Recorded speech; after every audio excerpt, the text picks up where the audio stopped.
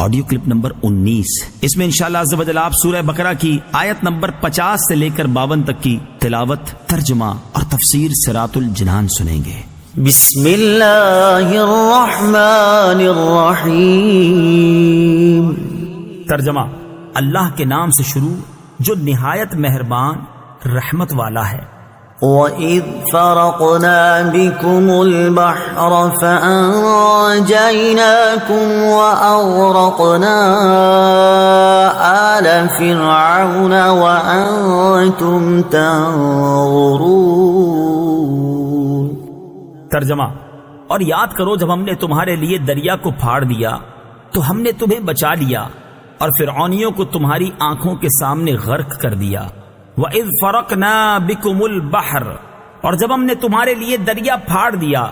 تفسیر صراط الجنان میں ہے یہ دوسری نعمت کا بیان ہے جو بنی اسرائیل پر فرمائی کہ انہیں فرعونیوں کے ظلم و ستم سے نجات دی اور فرعون کو اس کی قوم سمیت ان کے سامنے غرق کر دیا، جس کا مختصر واقعہ یہ ہے کہ حضرت موسیٰ علیہ السلام حکم الہی پر رات کے وقت بنی اسرائیل کو لے کر مصر سے روانہ ہوئے۔ صبح کو فرعون ان کی جستجو میں ایک بھاری لشکر لے کر نکلا اور انہیں دریا کے کنارے پر پا لیا۔ بنی اسرائیل نے فرعون کے لشکر کو دیکھ کر حضرت موسیٰ علیہ السلام سے فریاد کی۔ آپ علیہ السلام نے اللہ تعالیٰ کے حکم سے دریا پر اپنا عصا مارا، اس کی برکت سے عین دریا میں 12 خشک راستے پیدا ہو گئے اور پانی دیواروں کی طرح کھڑا ہو گیا اور ان آبی دیواروں میں جالی کی مثل روشن دان بن گئے۔ بنی اسرائیل کی ہر جماعت ان راستوں میں ایک دوسرے کو دیکھتی اور باہم باتیں کرتی گزر گئی۔ فرعون بھی اپنے لشکر سمیت ان دریائی راستوں میں داخل ہو گیا، لیکن جب اس کا تمام لشکر دریا کے اندر آ گیا تو دریا اپنی اصلی حالت پر آیا اور تمام فرعونی اس میں غرق ہو گئے، اور بنی اسرائیل دریا کے کنارے فرعونیوں کے غرق کا منظر دیکھ رہے تھے۔ انبیاء کرام علیہم السلام پر ہونے والے انعام کی یادگار قائم کرنا سنت ہے۔ فرعونیوں کا غرق ہونا محرم کی 10ویں تاریخ کو ہوا اور حضرت موسیٰ علیہ السلام نے اس دن شکر کا روزہ رکھا۔ صحیح بخاری اور صحیح مسلم میں ہے، حضرت عبداللہ بن عباس رضی اللہ تعالی عنہما فرماتے ہیں جب حضور پرنور صلی اللہ تعالی علیہ وسلم مدینہ منورہ تشریف لائے تو آپ نے دیکھا کہ یہودی عاشورہ کے دن روزہ رکھتے ہیں۔ آپ صلی اللہ تعالی علیہ وسلم نے ارشاد فرمایا یہ کیا ہے؟ یہودیوں نے عرض کی یہ نیک دن ہے، یہ وہ دن ہے جس میں اللہ تعالیٰ نے بنی اسرائیل کو ان کے دشمن سے نجات دی۔ تو حضرت موسیٰ علیہ السلام نے اس دن روزہ رکھا تھا۔ رسول کریم صلی اللہ تعالی علیہ وسلم نے ارشاد فرمایا تمہاری نسبت موسیٰ سے میرا تعلق زیادہ ہے۔ چنانچہ آپ صلی اللہ تعالی علیہ وسلم نے اس دن روزہ رکھا اور اس دن روزہ رکھنے کا حکم ارشاد فرمایا۔ البتہ صرف 10 محرم کا روزہ نہ رکھا جائے بلکہ اس کے ساتھ آگے یا پیچھے ایک روزہ ملایا جائے، جیسا کہ حضرت عبداللہ بن عباس رضی اللہ تعالی عنہما سے مروی ہے۔ رسول اللہ صلی اللہ تعالی علیہ وسلم نے ارشاد فرمایا عاشورہ کے دن کا روزہ رکھو اور اس میں یہودیوں کی مخالفت کرو۔ عاشورہ کے دن سے پہلے یا بعد میں ایک دن کا روزہ رکھو۔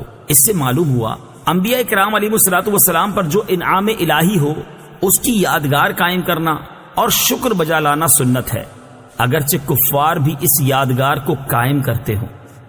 وَإِذْ وَاعَدْنَا مُوسَىٰ 40 لَيْلَةً ثُمَّ اتَّخَذْتُمُ الْعِجْلَ مِن بَعْدِهِ وَأَنْتُمْ ظَالِمُونَ ثُمَّ عَفَوْنَا عَنْكُمْ مِن بَعْدِ ذَلِكَ لَعَلَّكُمْ تَشْكُرُونَ۔ ترجمہ: اور یاد کرو جب ہم نے موسیٰ سے 40 راتوں کا وعدہ فرمایا، پھر اس کے پیچھے تم نے بچڑے کی پوجا شروع کر دی اور تم واقعی ظالم تھے، پھر اس کے بعد ہم نے تمہیں معافی عطا فرمائی تاکہ تم شکر ادا کرو۔ وَإِذْ وَاعَدْنَا مُوسَىٰ 40 لَيْلَةً، اور جب ہم نے موسیٰ سے 40 راتوں کا وعدہ فرمایا۔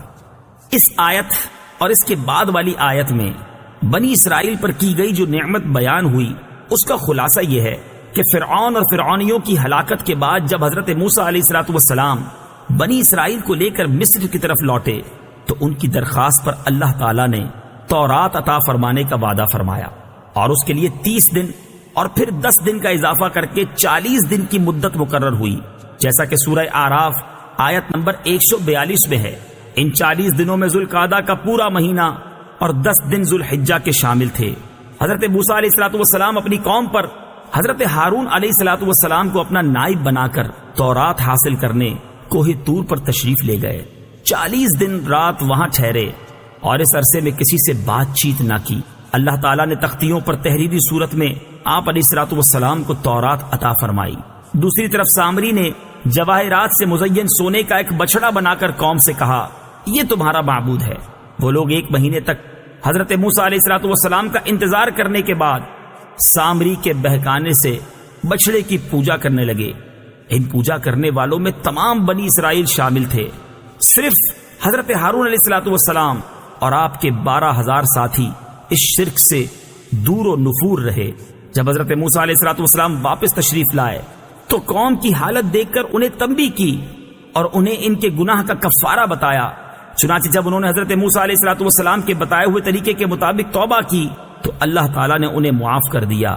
ان مرتد ہونے والوں کی توبہ کا بیان آیت نمبر 53 کے بعد آ رہا ہے۔